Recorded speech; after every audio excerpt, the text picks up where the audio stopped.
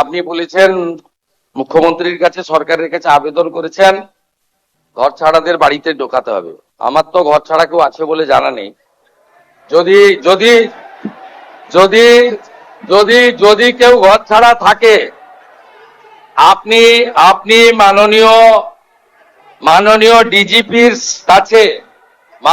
ডিজিপির কাছে তালিকা দেবেন, কিন্তু শর্ত একটাই, ওই ব্যক্তির বিরুদ্ধে 2021 সালে নির্বাচন পরবর্তী সন্ত্রাসের যে 12,500 এফআইআর হয়েছিল তার কোনো অভিযোগ নেই।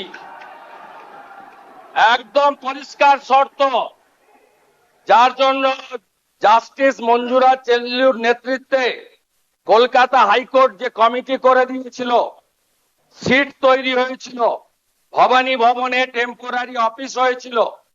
আপনি তালিকা দেবেন, তার মধ্যে যদি সম্মানীয় রাজনৈতিক ব্যক্তিত্ব থাকে যাদের বিরুদ্ধে 2021-এর পোস্টপোল ভায়োলেন্সের অভিযোগ নেই, তাকে সসম্মানে এলাকার বিজেপির বিধায়ক এবং এসপি গিয়ে বাড়িতে ঢুকিয়ে দিয়ে আসবে।